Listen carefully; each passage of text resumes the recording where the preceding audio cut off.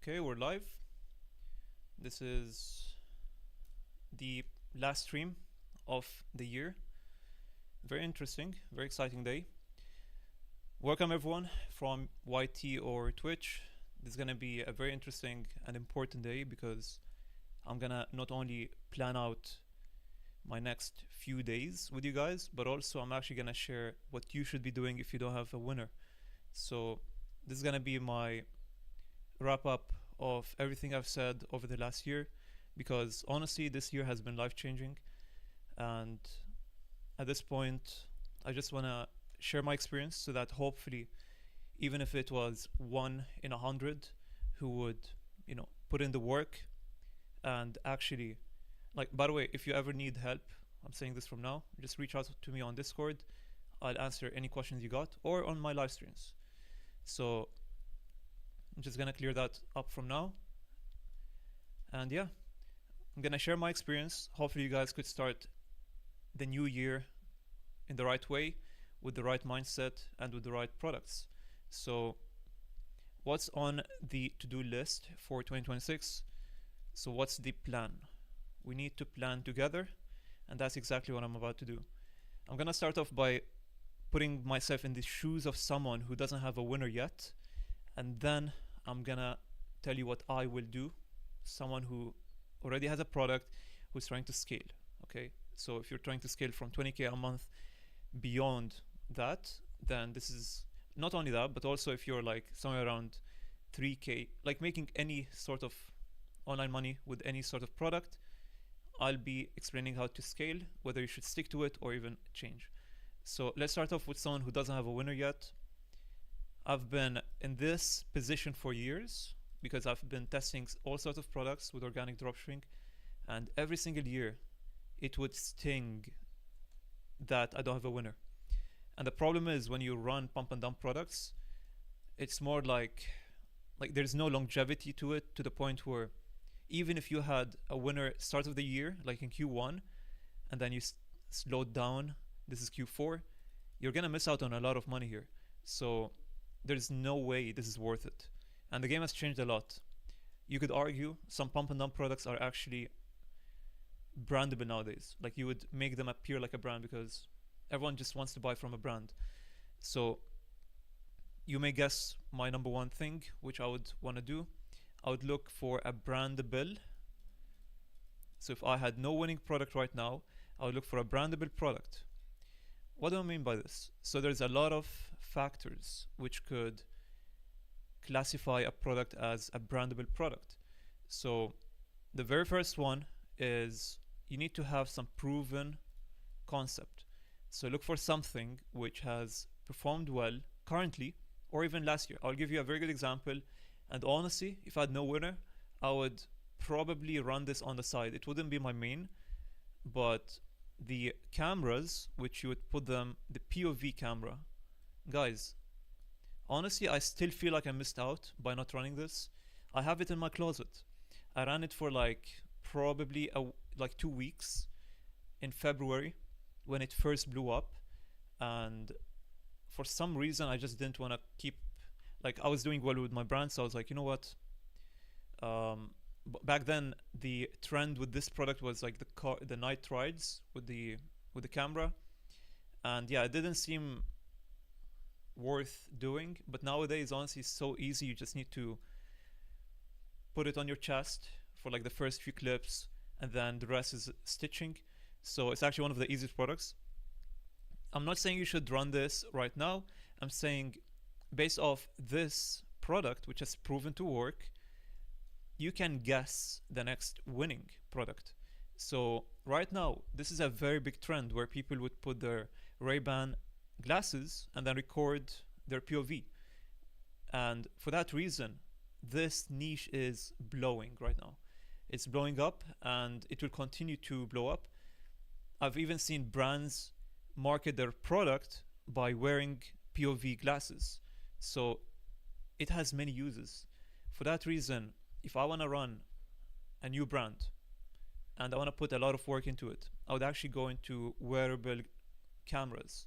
So whether it's on my glasses, on my chest, whatever it was, I'm giving a lot of sauce since the first 5 minutes, but that's what it's all about. Okay, so right now, the next version of it would be the glasses with camera in the center, and this is definitely a winner. But you just need to find the right niche, the right marketing angle, because 99% of people who end up marketing these sort of products, they're not putting their 100% into it. It's either low quality because they're stitching, or it just looks untrusted. So you need to put in a lot of work into this, and it will pay off. So this is a quick example of what a brandable product could look like. Why? Because one, it's a high ticket product. Actually, let me put it down here. So first of all, it has a proven concept. It's a high ticket product. It has longevity to it, so there's a need for it. It has a wow factor. It has no IP problems, so you could run this. You can scale this to the moon. What else? Why else would I run this? I would say it's like low barrier, but that's not a good feature. The fact that it's a low barrier product means anyone can run this. So you just need to record this indoors and then stitch the rest outdoors. So I would say it's high barrier if you would put in the work to create better quality content. But 99% of the time people won't do that, so I'm not going to put that as a feature. I would say the last feature to it is it has a lot of, yeah, I should have said this from the start. It has a lot of flexibility and it has a lot of variability. So you could, flexibility in terms of what niche to market it in. So you could sell this to business owners who want to sell their products with a POV, or you could sell this to people who like to horse ride, or to, I don't know, do their night drives and so on. So that's how flexible it can be. But then the variability is with the product itself. So I could sell this and then this on the same store, which makes it really, really good. You could build a brand with a lot of products in the same niche where it's like wearable cameras. So that's number one, brandable products. Number two, this is if you don't have a product right now. So you find a good product and then you prepare your equipment. So what equipment do you need to get started? Number one, you need really good quality phones, because that's where you work, or that's how you work. So you need preferably multiple iPhones. Okay, so the more the better, honestly. That's one. Number two, you need to have a tripod, preferably a magnetic tripod, so that you don't ruin your iPhones. Thirdly, soft boxes. I would say a ring light is an exception for a few products out there. Fourth is a good background. So if you have a space where you could just dedicate for your photo shoot, that's perfect. And that way you could take it seriously, because I've seen a lot of people with very ghetto or very scuffed backgrounds, which is a swipe. You would never watch that. So keep that in mind. Why is this important? Because the higher the quality of the content, the more trustworthy you are, and the more viral you're gonna go. Lastly are the accounts. So if you live in a first world country, then I won't say you're gonna get the full benefit of a good account, but you have a higher chance of gaining a good account. For example, on TikTok, you would get local customers, which is good, or on Snapchat, local customers. But IG is a problem. Meta in general is very globalized, and for that reason, you cannot really control much. There's a few variables which you can control, but for the most part, it's out of your control. So it's either that you keep recycling or buying or using your cousin's old account. You know what I mean? Like, find an old primed account. By primed, I mean an account which is, let's say you find your uncle who has like a 10 years old Facebook account, which he or she stopped using. You could use that to create a page on. So professional account, create a page, and then start posting for your product. That way you're gonna have a way higher chance of actually going viral. That's for Meta. So age actually primes your account. Or otherwise, By the way, I did not get any primed accounts, and I still did perform well with my accounts. So if you don't have these primed accounts, it's fine. Create new ones and be consistent. Post every single day. Minimum, I would say 3, but honestly, guys, like on Meta, you could post as much as you want. So I would say minimum 5. Okay, bare minimum is 3 to 5 per day, and that way, in a matter of a month, okay, somewhere in a month, I'm not gonna be fake and tell you like, oh, overnight you're gonna see success. No, it's gonna take you a month, maybe even 3 months, to actually like start seeing consistent views with, for example, Facebook. So obviously I have a brandable product, so I'm not really relying on one platform to go viral. I post on 10 accounts, so it's all right if one of my accounts doesn't go well. So I've seen that Facebook takes a very long time to start accumulating views. So it took me more than a month to break the barrier of like 100 views. Now my average views per post is like 3 to 5k minimum, and I did not have to get any primed accounts. I did not have to use any VPNs, nothing. But there's a quick life hack you could do to actually ensure that your account is going to be high quality in terms of quality leads. So turn it into a professional account, then restrict the countries based off age. So set it to 25. This is for Instagram. On Facebook, I believe there's no age required, so you could just completely restrict the country, and that's incredibly powerful. Like, that's OP. Hopefully it doesn't get patched. So you could do that on Meta. So why is this important? Because if you sell a particular product which is only going to make sense to a particular audience, then by narrowing down the audience that can see your product, you are actually training the algorithms to better find more quality leads who will be more interested in your product. Because at the end of the day, the machines want you to, like, the algorithms want you to find people who are interested in your content. It's a win-win for the platform. So there's a big misconception: if you do this, it will limit your reach. It will for the first, I don't know, few weeks, even a month, but in the long term, it's worth it. I was getting hundreds of millions of views on IG. Now I get like up to 5 million views a month in comparison to like 100 million views a month. But the comparison, or like the takeover, is worth it.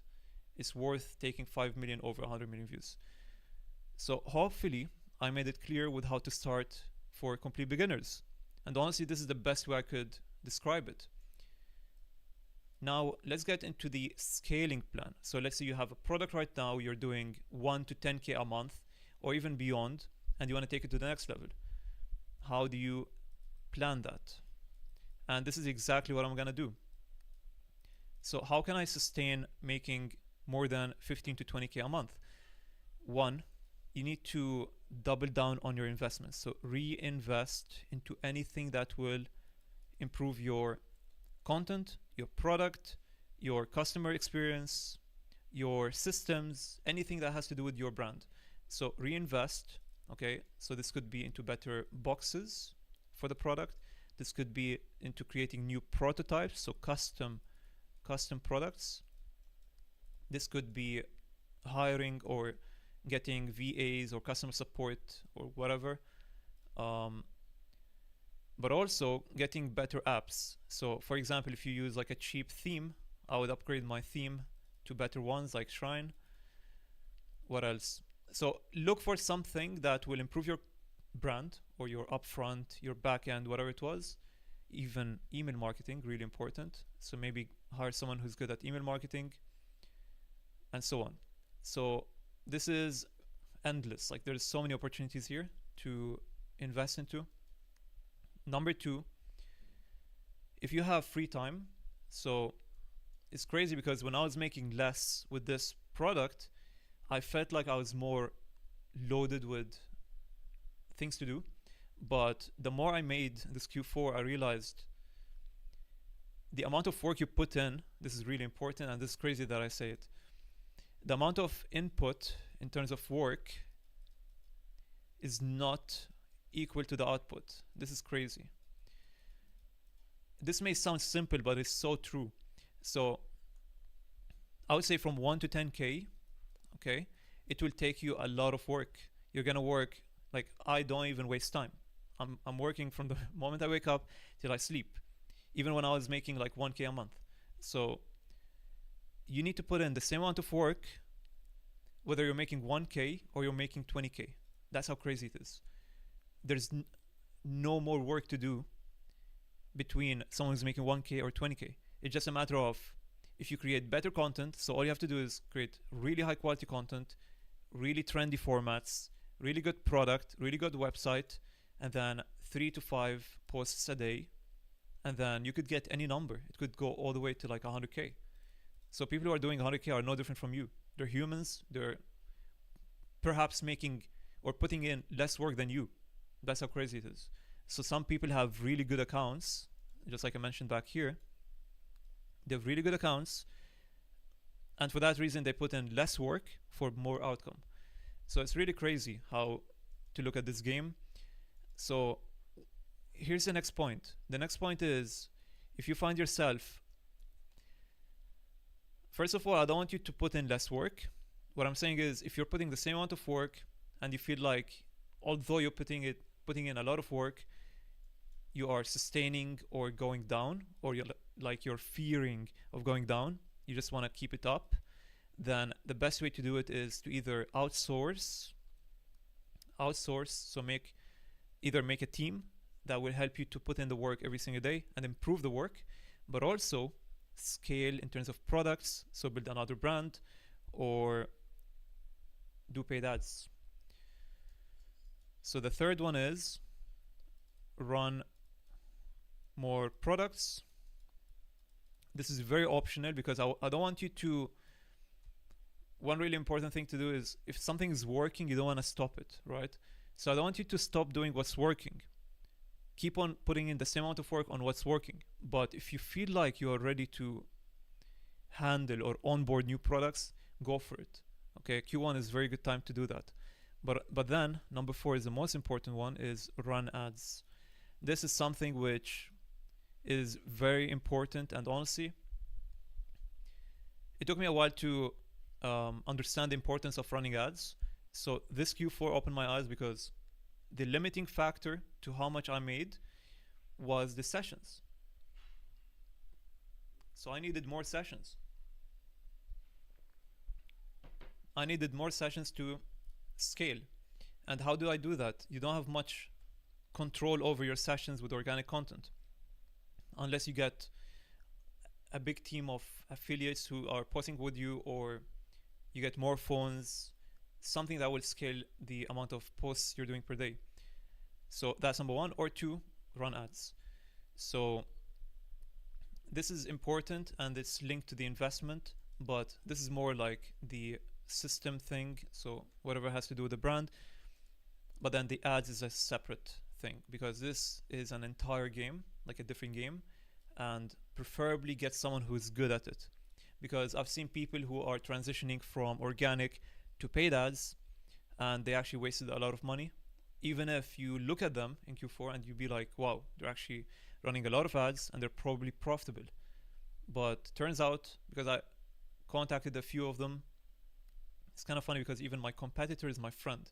So every single like important day or important month, we check up on each other at the end of it to see like who performed better. And I think that's a healthy relation, to have like a competitive relation with your competitors. It will just push you further. So yeah, apparently, although they ran ads, it wasn't profitable. So I didn't run ads, but I was really tempted to. Why did I not take that action? Is because I have no idea what I'm doing.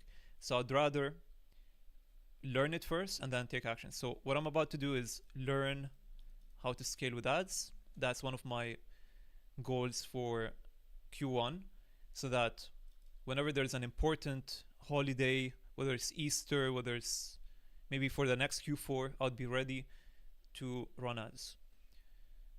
So these are most likely the most important 4 plans for January. But honestly, I'm gonna emphasize the importance of running more products because these 2 points are very underrated. Usually, I'm the type of person who doesn't like to run a lot of products, but I realized at one point there's nothing much you can control. Like, you put in the work, but it's up to the algorithms and it's up to the content itself whether it's good or not to make the sales. So if you have more products, it's inevitable that you're going to make more sales because you're pumping more content every day and something's going to go viral eventually. You're just increasing the chances that you build more sustainable income. So running more ads and running more products are the two main pillars for Q4 or 2026 in preparation for next Q4. Let's put it that way. And yeah, I've seen a lot of people who I keep an eye on. So in terms of competitors, I've always said this, it's really important to have a list of competitors that you keep an eye on so that you see what offers are they making, are they onboarding, like are they scaling, whether in ads or new products. And to my surprise, a lot of them are actually testing new products. And that's one. And then two, a lot of organic guys are actually going for the hybrid approach where they still pump a lot of organic content, but then whatever is going viral, they put it on paid ads and they pump it to the moon. So hopefully these will open your eyes on what is important to be done in January. And obviously the offers are not going to stop. So we're going to keep the New Year sale up to like January 7. I heard some people like to put it till like 14 or 15 of Jan, but we'll see. I think January 7 is enough. Yeah, so there's like a week more to act on it. Okay, let me check. I don't have my YT, my YouTube tab here to see if there's any questions. I'm gonna take a quick minute to check if there's any questions.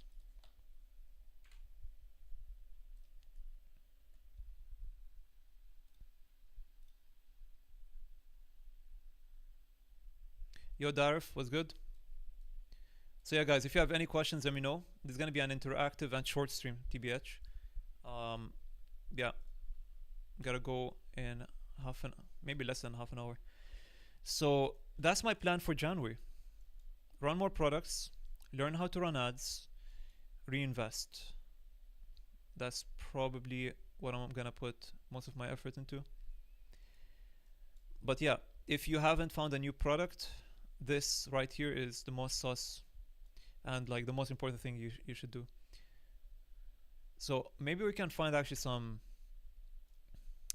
let me see if I can find some examples for what a good product should look like. I don't want to go into IG, I'm just gonna think on top of my head. Something that's really performing well right now.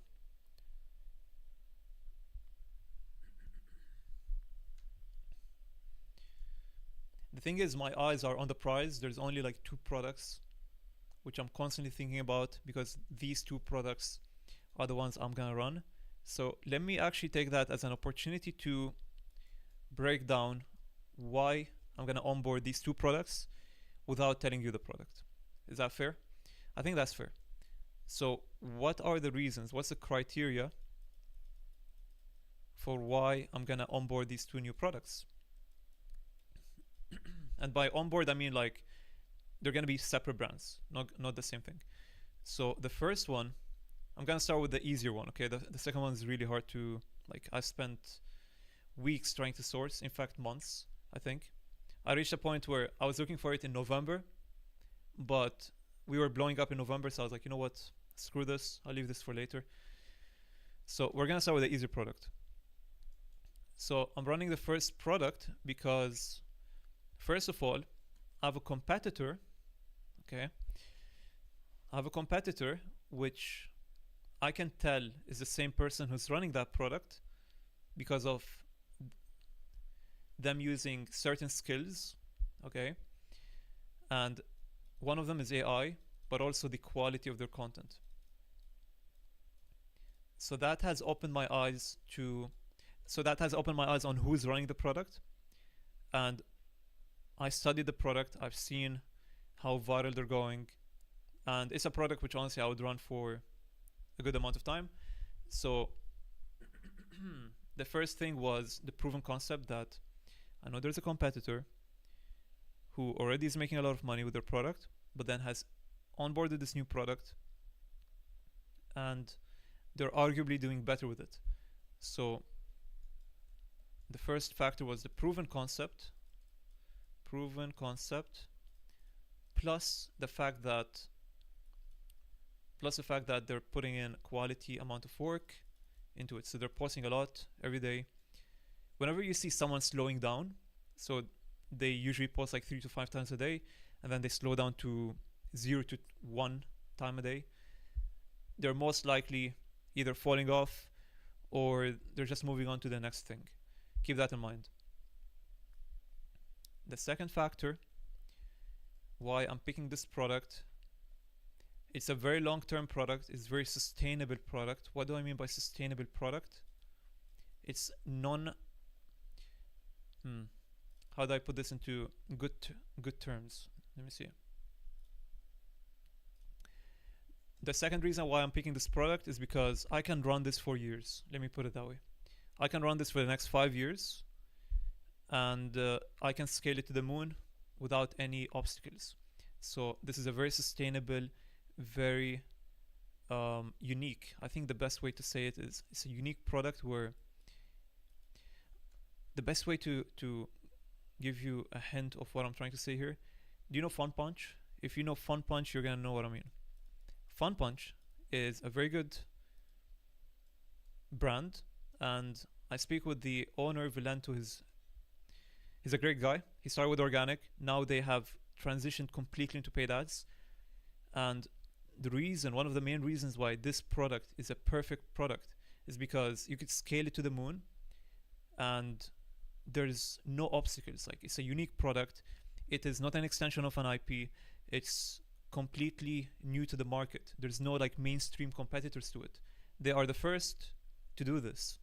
And honestly, since they're the first to do this, I'm pretty sure there's a lot of room for competition. So either some big corporate is gonna buy them eventually, or some big corporate is gonna compete with them. So even if you're watching this right now and you see the vision of running a competitor brand to them, you could do it, because I mean, obviously there's a lot of work to be done. They're dominating the market, they're monopolizing it, but you get the point. So it's a product which is completely unique, completely untapped, and yeah, you could just scale it to the moon. So that's why it's a very perfect product. And yeah, I see this product has specific uniqueness to it, which is relatable to Fun Punch. For that reason, I want to run it. I'm not saying it's in the same niche. It could be, but yeah, that way you can guess. But yeah, it can be scaled to the moon. It's a very unique product. It has very passionate niche, and it's brandable. But what's the problem? It requires a lot of patience and perhaps capital, which is the next point I'm gonna say here, is custom product. So I would say there's like 15% chance for me to actually find this ready for dropshipping. If I'm optimistic, I would say it's 30% chance, but most of my hope is I'm gonna have to put some capital into it to create the product. But I'm gonna do it the clothing brand way, which I've mentioned previously in my previous video. So I'm gonna do like a launch thing where I hype it up. I obviously have to order the sample, hype it up, go viral, and then once it gets a lot of attention, I get a lot of emails on the wait list. I pay the supplier, we make a pre-order, and then everything's good. So there's actually no upfront risk of paying, because you actually get a lot of eyes on the product. You get potential customers before paying the amount the supplier needs. So Why is it important to follow this rule? Is because that's the entire dropshipping model, to minimize the amount of capital required to start. Okay, so even if you had, regardless of how much you have, you always want to follow this rule where you just minimize the amount of risk in terms of like capital required to start this new thing. So that's the third point. It's custom. It has a long-term vision. It has a proven concept. I mean, what else do you need? These are 3 green flags for you to run any product. If you can see a product which has similar traits, you should go for it. And honestly, the saturation part, I'm sure you're waiting for that part. Surprisingly, it's unsaturated, but actually it's starting to gain saturation. Okay, so it's becoming trendy. I'm trying to make this clear. Saturation is gaining a lot of traction recently, but that's not a problem. The more I got into the game, I understood that saturation is actually good. So never fear saturation or competition. In fact, I would argue if there's at least one really good brand which is competing with you, that's actually better. Like, I'd rather go into a market or run a new product which has a proven competitor who's actually printing than going into the void where I have to reinvent the wheel and do a lot of trial and error and be the only one doing it. So really important. All right. Any questions, boys?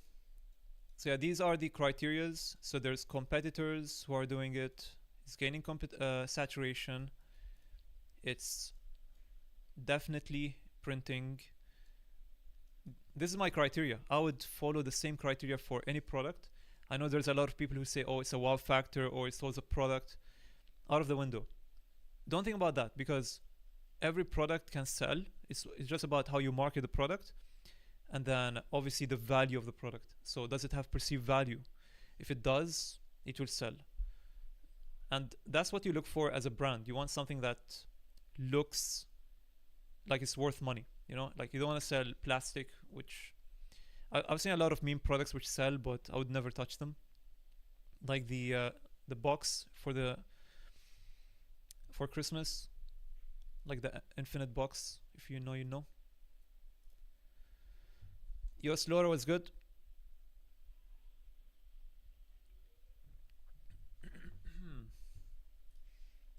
So yeah, I sorry, I mentioned a lot of important things. You could watch this back, but if there is anything which I haven't mentioned, please let me know. But yeah, the main thing I'm gonna focus on are these two for 2026. Run more products, run more ads. Really important. And honestly, Facebook is one thing which I'm very excited for. So that's another thing I want to mention, actually. So I want to scale with Facebook. And I'm not talking about paid ads, I'm talking about organic.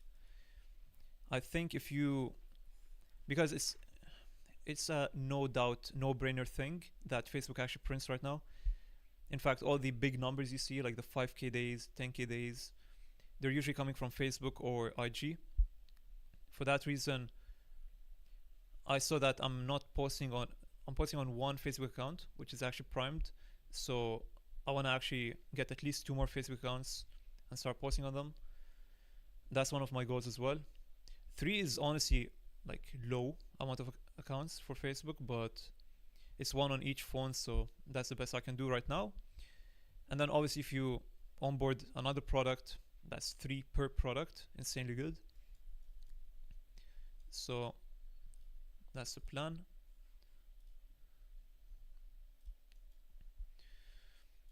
But yeah, I would say the most eye-opening thing of 2025, the biggest lesson is that views is not equal to sales. So I was actually desensitized to the amount of sessions I was getting, which is a problem. So if you're opening your Shopify dashboard every day, I'll give you a healthy amount of sessions that you should be expecting, okay? So if you're getting anywhere between 500 to 1,000 sessions per day, and they're coming from high quality countries, like by high quality I mean like countries which has a higher buying potential, let me put it that way, what that is gonna yield is higher CVR. So this is gonna have higher CVR as long as all the boxes are checked, you have a good offer, you have a lot of FOMO, and you have a good product, obviously. So this is what could actually get you 1K days, surprisingly enough.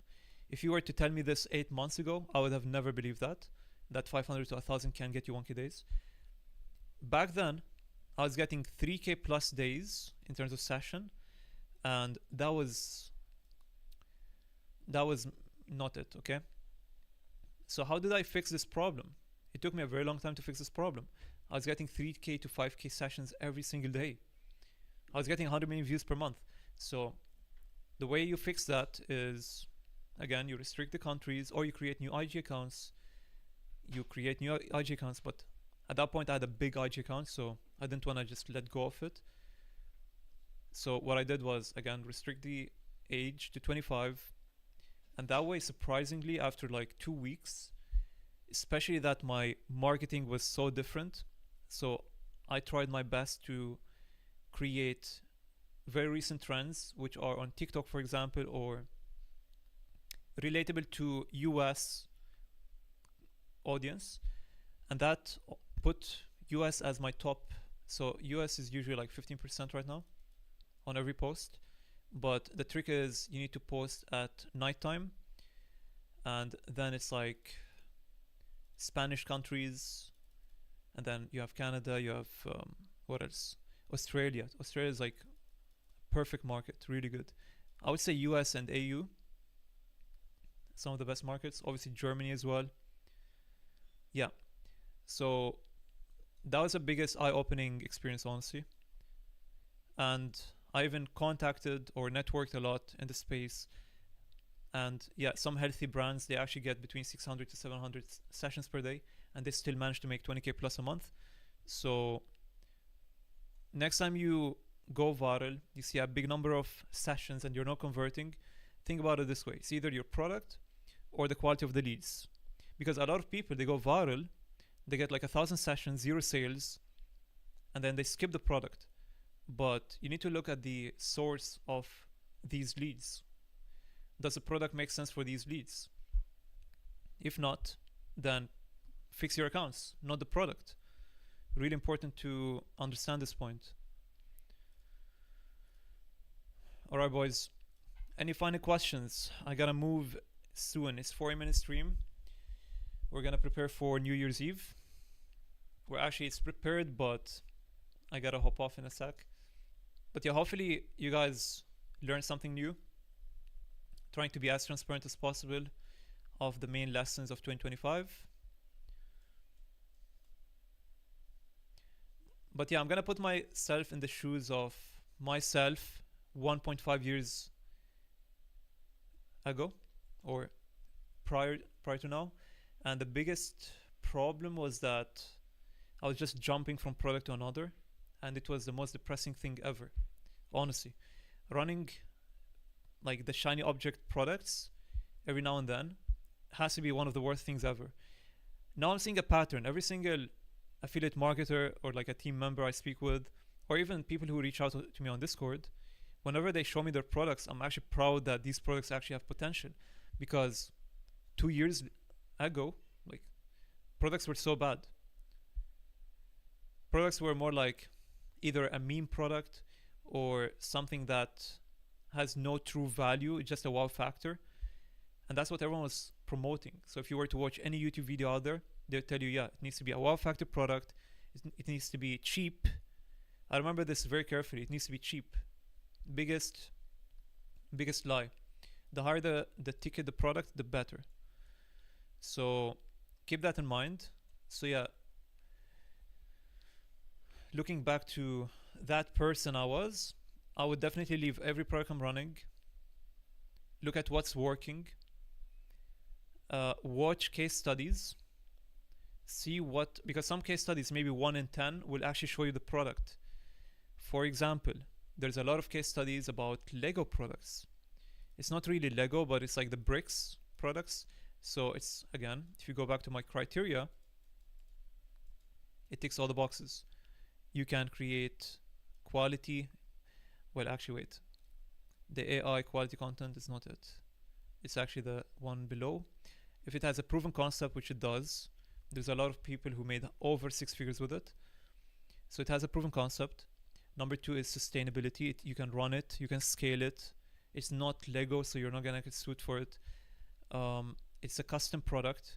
The customer sends you their picture, for example, a couple picture.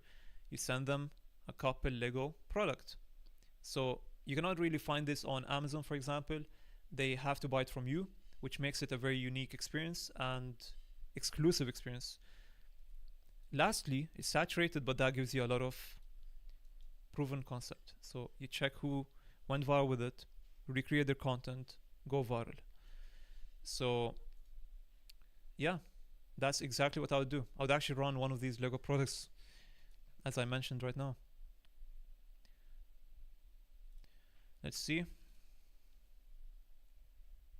Yo, I mean, any advice on how to land first role as a creative strategist for someone who doesn't have capital to do this, to do his own thing yet? Any advice on how to land the first role as a creative strategist? Do you mean like you want to create the content for someone else before you start your own thing? So as an affiliate, whether it is for a company or for another brand, is that what you mean?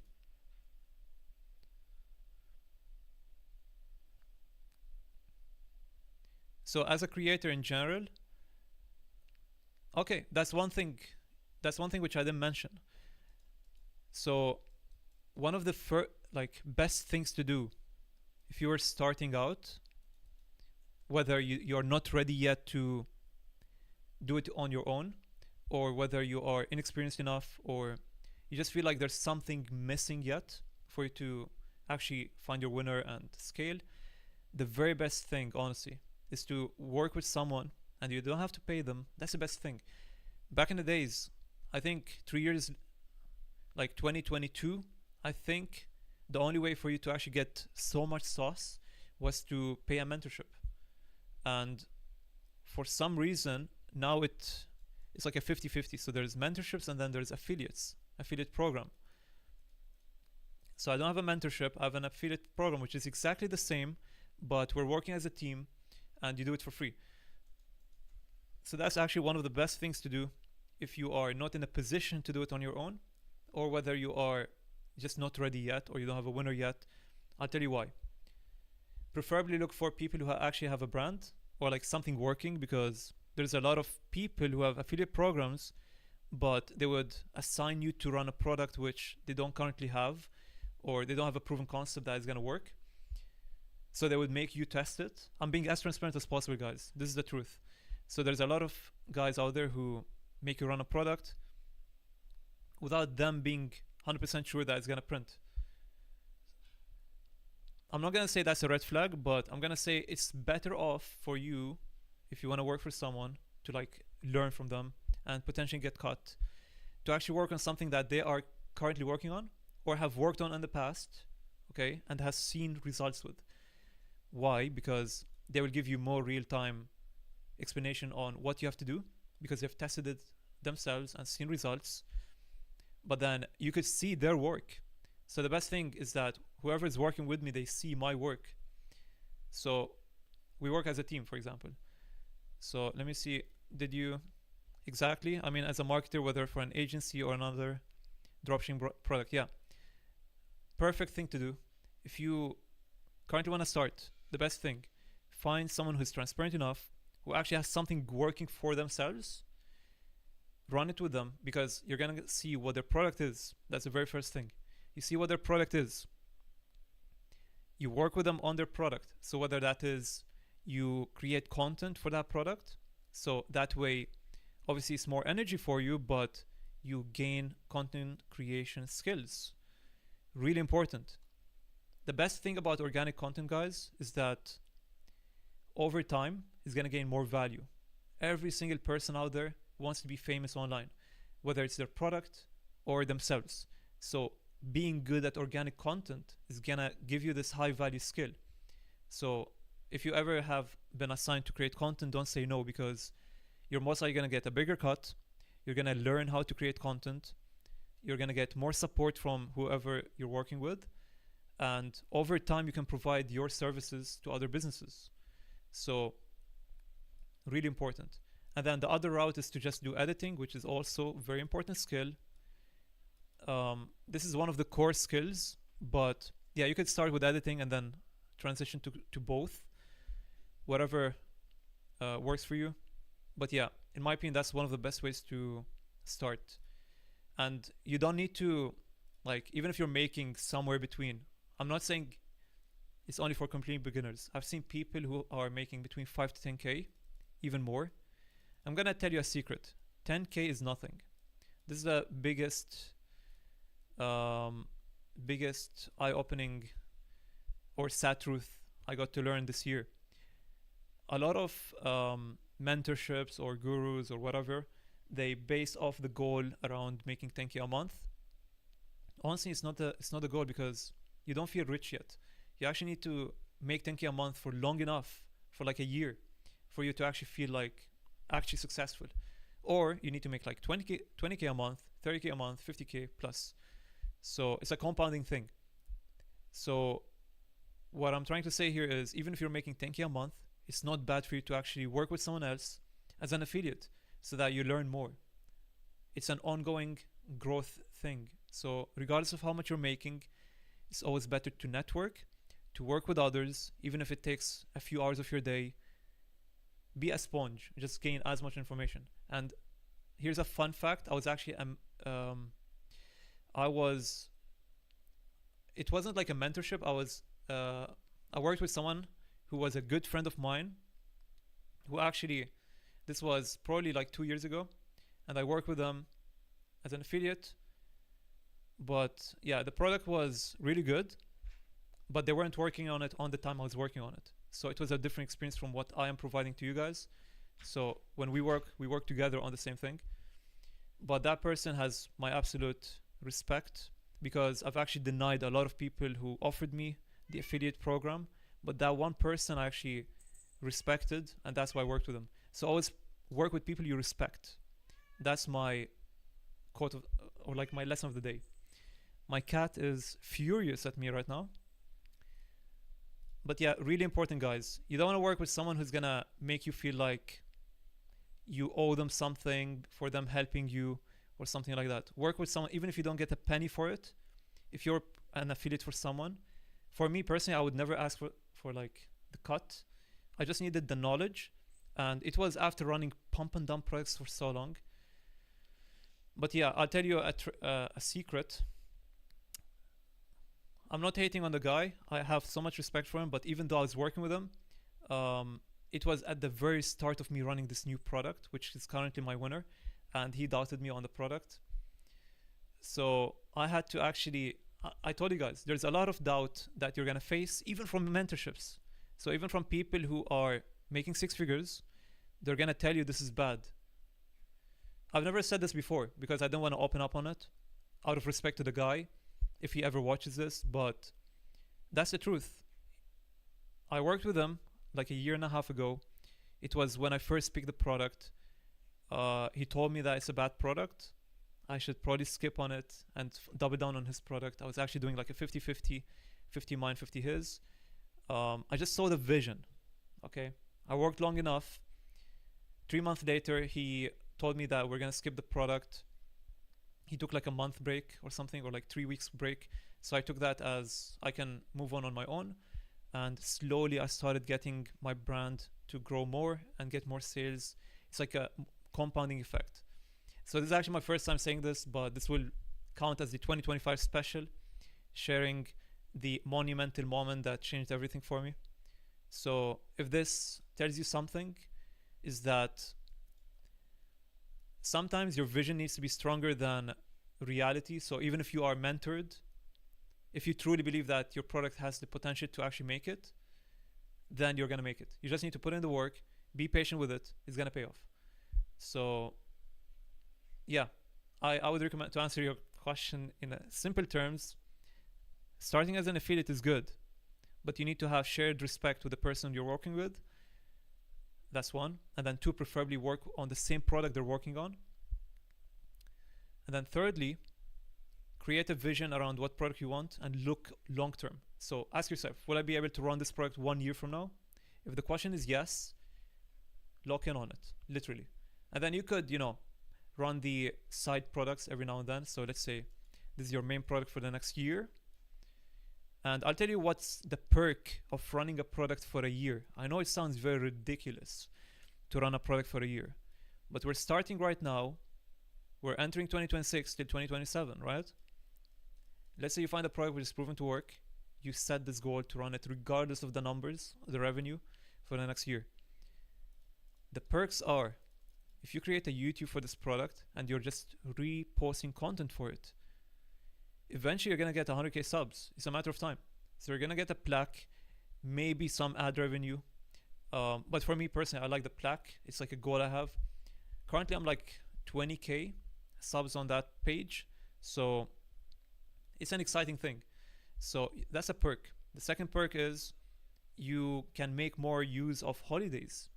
So instead of running an advent calendar just for Christmas, you could run this product for the entire year and then change off your offers or your marketing angles around the holiday. So around Halloween, around Christmas, instead of changing the product, change the angle. Really important things I'm saying here, guys. So hopefully this is helpful. And the best thing is you can keep this as your net, your safe net, and then run the pump and dumps on the side.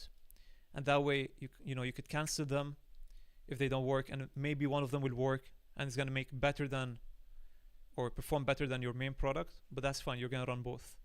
So that's the best plan to start 2026 and end it in a position where you're gonna be proud of it. So honestly, I couldn't have ended this stream better. So hopefully you guys learned something from this. I tried my best. To be specific, you meant building ad creatives for brands. Yeah? I mean, literally the same thing. You're creating creatives, so content for the brand or for the company. You're building your skills. Are you saying you wanna... Okay, I mean, it's a bit different if it's not an affiliate program, because I would assume that you need to have some knowledge to be able to take that position, right? So if you reach out to a brand or a company, you want to say that you wanna create ad creatives for them, you need to have this knowledge first. So I'm saying how to acquire this pre-knowledge before doing that. But if you have that knowledge, then of course it's good. I've seen someone, one case study where someone was doing really well in organic, and then they took it to the next level, just like what you're saying right now. So what they did is they provided services for brands. So since they were performing well with organic, they started reaching out locally and internationally. And one in particular was the Model Psycho. I don't know if you know this product. So there's actually a brand which this guy in the case study was running the ads for. So they were actually creating the creatives, running them both organically and paid ads. And they were making, I think they were on a 10K per month payroll. So they were printing for the brand. So if this answers your question, yes, you could do that.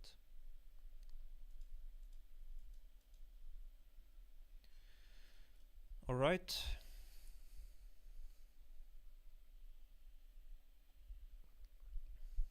Any final 2025 questions, boys? It's gonna be 12 in 1 hour, so I gotta hop off ASAP. But again, I really hope you guys have enjoyed this, have gained something from this.